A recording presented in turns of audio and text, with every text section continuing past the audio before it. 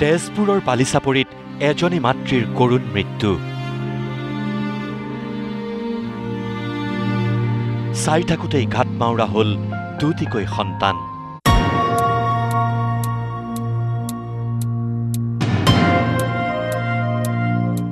কি অসুখত কি কথাত হাতীটো ঢুকালে সেইটো কথা আমি নাজানিম। পোৱালি দুটা আছে, এটা নিজৰ পোৱালি, এটা তোলনীয়া পোৱালি। এটা নিজৰ এটা তোলনীয়া পোৱালি। এই হাতীটোৱে লগতে ৰাখে। আজি 3 মাহ ধৰি তেওঁ নিজে পালন কৰি আছিলে হাতী দুইটা পোৱালিকে।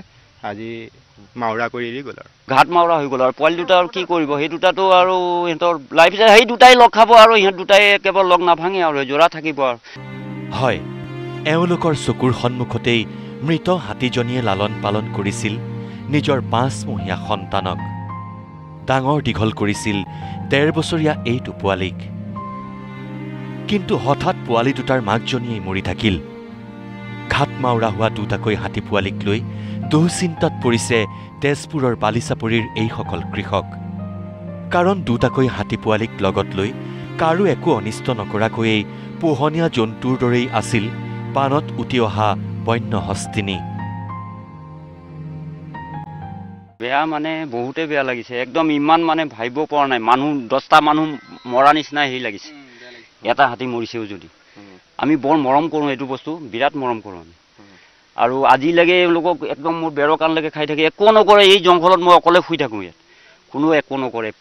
পোৱালি দুটাৰ লগতে লৈ পেলাই তাই নিজে খাই থাকাই খা। ঘৰ চিৰা বৰ ধুনীয়া আৰু একো হেৰি পৰিৱেশ বেয়া নহয় হাতীজনী। আৰু যদি বৰ সুন্দৰ হাতী, এনেকুৱা যদি 100 হাতী থাকে আমি আফচোচ নকৰোঁ। এনেকুৱা হাতী যদি থাকে মানে একো অসুবিধা নাই। এই হাতীজনী কোনো অসুবিধা দিয়া নাই কাকো আজিলৈকে। এতিয়া পোৱালি দুটা মাউৰা হ'ল আৰু এতিয়া কি কৰিব। এতিয়া আমাৰ বেয়া লাগিছে। কালিতো মই ভাতেই নাখালোঁ এই হাতীজনী দেখি পেলাই। আজি অত দিন ইমান মোৰ ঘৰৰ ভেটি বেৰৰ কাণলৈকে চৰিছে, একো কৰা নাই আজিলৈকে। সিদিনাখন সেই পোৱালিটোৱে এই খুটা এটা টানি পেলাই যেনিবা গোহালি ঘৰটো অকণমান ভলাই দিলে। ধেমালি কৰে যে পোৱালিকেইটাইও। মই ইয়াত 3 মাহমানৰ আগৰ পৰাই দেখি আছোঁ। 3 মাহমানৰ আগৰ পৰাই ইয়াতে থাকে। এইপিনে ইয়াতে চলা ফুৰা কৰি ফুৰে, কেতিয়াবা ইফালে যায় কেতিয়াবা ইফালে যায়। দুটা পোৱালি আছিলে, এটা শুনিছোঁ তাৰ নিজৰ পোৱালি আৰু এটা মাউৰা পোৱালি। আৰু মাউৰা পোৱালিটোৰ লগতে মানে 3 মাহ ইয়াতে থাকিলে আৰু চাৰিওফালে পানী কণীবোৰ যাব নোৱাৰা হ'ল। ইফালে পোৱালি দুটাৰ কাৰণেও তাই মানে যাব নোৱাৰা হ'ল। ইয়াতে থাকে আৰু একো অসুবিধা, কাৰো একো অসুবিধাও কৰা নাছিলে আৰু মানুহেও একো অসুবিধা কৰা নাছিলে হাতীজনীক। আৰু হাতীজনীও আমাক একো অৱহেলা কৰা নাছিলে। পোহনীয়া দৰে হৈ গৈছিলে। হয়, পোহনীয়া দৰে হৈ গৈছিলে। একে ঘৰৰ মানে বহাৰ ওচৰৰ পৰাই আহে, একো নকৰে, কাষে কাষে ঘূৰি ফুৰে আৰু মানুহৰ লগতে থাকে প্ৰায়। বিগত 3 মাহ ধৰি ব্ৰহ্মপুত্ৰৰ বালিচাপৰিত অৱস্থান কৰা হাতীজনীৰ কেনেকৈ মৃত্যু হ'ল? একাংশৰ মতে দেওবাৰে অহা ধুমুহা বৰষুণত বজ্ৰপাত পৰিল। কিন্তু বন বিভাগৰ ওচৰত নাই হাতীজনীৰ মৃত্যুৰ প্ৰকৃত কাৰণ। বালিচাপৰিৰ কৃষকৰ বন বিভাগলৈ এতিয়া এটাই অনুৰোধ, ঘাট মাউৰা পোৱালি দুটাক সুৰক্ষা দিয়ক।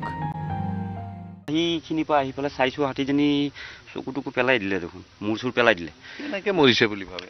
এইটো এতিয়া কোৱা মতেতো এই চৰশিল যে পৰিছিলে সিদিনা ৰাতিপুৱা, পৰহি ৰাতিপুৱা পৰোঁতে তাৰমানে অকণমান এই গেছ লাগি গ'লে এইটো অনুমান কৰিছোঁ মই। কাৰণ হাতীজনী কোনো বেমাৰ নাছিলে। সন্ধিয়া আমি 7টামান বজাত দেখি গৈছোঁ সেই মেৰটো চৰি আছে, একো নাখায়, কাৰো মেৰতো নোসোমায়, একো অনিষ্টও নকৰে, একো নকৰে, মানুহকো নকৰে, খালি ঘাঁহে খাই।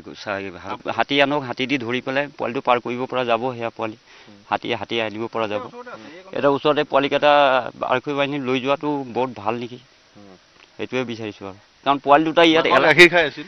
এই এটাতো পূৰা পিয়ে আছে, ডেইলি পিয়ে পোৱালিটো। এই ইটোতো গাখীৰ নেদেখিলে, এইটোতো একদম ঘাট মাউৰাই হ'লহি। কিন্তু ই গাখীৰ খাই আছিলে, সিও এতিয়া সেই তাৰ নিচিনাই হ'ল অৱস্থা। আৰু দুইটা, ইটো নাথাকিলে সিটোৱে চিঞৰে, সিটো নাথাকিলে সিটোৱে চিঞৰে। ৰাতিপুৱা মই ৰাতি শুনিয়ে থাকোঁ, ৰাতি চিঞৰি মই লগ নাই চাগৈ, তাই সি এৰিলে। তেনেকুৱা ভাবি আৰু শুই থাকোঁ আৰু যা কওঁ যা দুইটা লগ খাই পেলাই চৰি থাকিবি আৰু যা, কি কৰিম এতিয়া, উপায় নাই আৰু।